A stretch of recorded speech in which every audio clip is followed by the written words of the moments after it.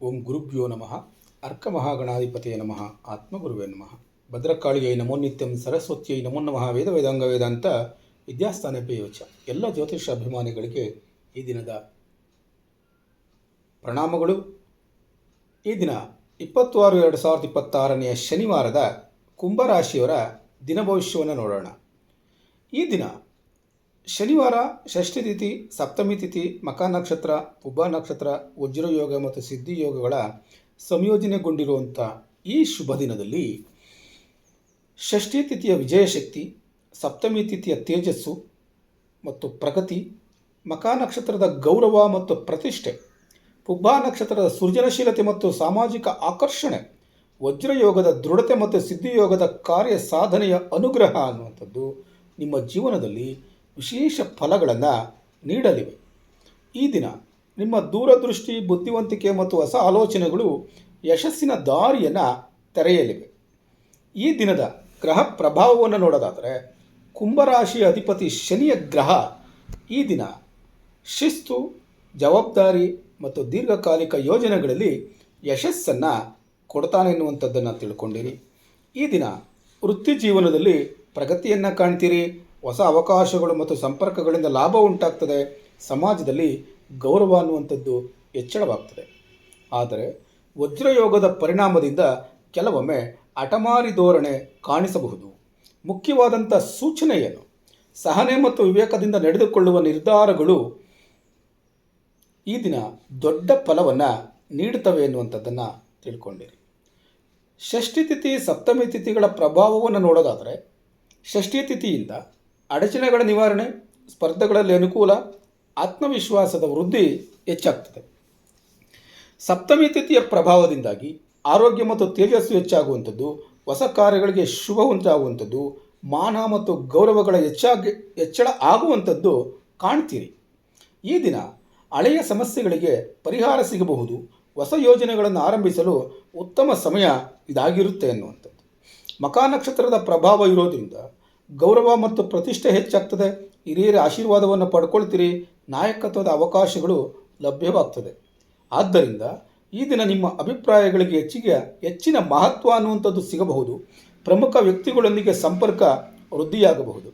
ಪುಬ್ಬ ನಕ್ಷತ್ರದ ಪ್ರಭಾವ ಇರೋದರಿಂದ ಸೃಜನಶೀಲತೆ ಮತ್ತು ಹೊಸ ಕಲ್ಪನೆಗಳು ಲಭ್ಯವಾಗ್ತದೆ. ಸ್ನೇಹ ಮತ್ತು ಸಾಮಾಜಿಕ ಸಂಪರ್ಕಗಳಲ್ಲಿ ಬೆಳವಣಿಗೆ ಉಂಟಾಗ್ತದೆ.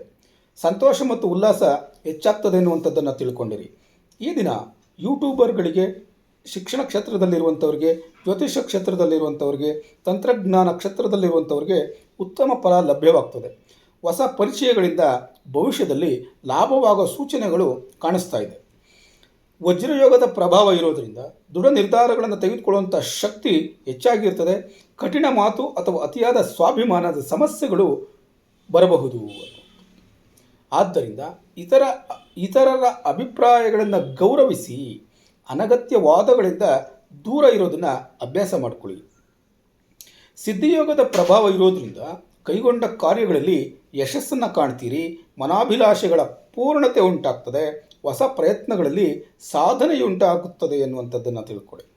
ಈ ದಿನ ಶುಭ ಕಾರ್ಯಗಳನ್ನು ಆರಂಭಿಸಲು ಅತ್ಯುತ್ತಮವಾದಂಥ ದಿನ.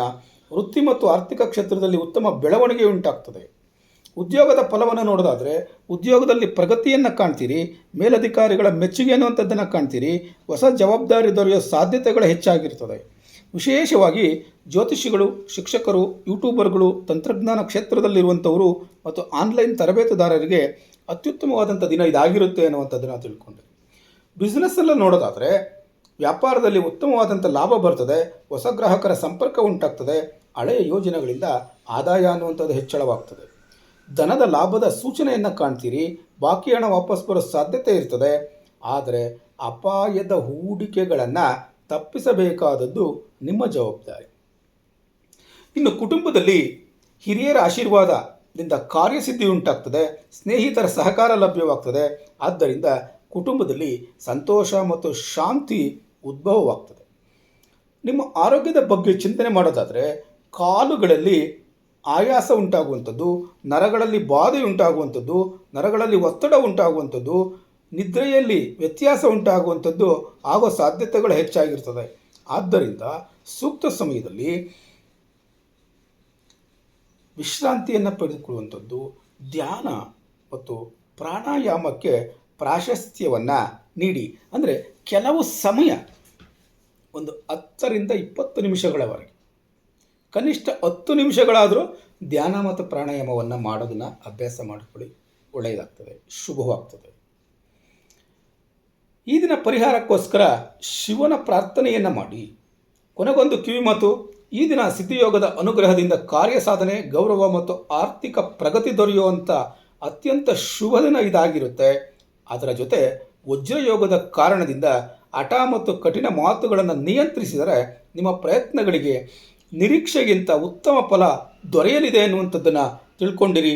ಈ ದಿನ ಭವಿಷ್ಯ ನಿಮಗೆ ಉಪಯೋಗವಾಗಿದ್ದರೆ ತಪ್ಪದೆ ಚಾನಲನ್ನು ಸಬ್ಸ್ಕ್ರೈಬ್ ಮಾಡಿಕೊಳ್ಳಿ, ಶೇರ್ ಮಾಡಿ, ಲೈಕ್ ಮಾಡಿ. ನಾಳೆಯ ದಿನ ಭವಿಷ್ಯಕ್ಕಾಗಿ ಮತ್ತೆ ಭೇಟಿಯಾಗೋಣ. ಧನ್ಯವಾದಗಳು.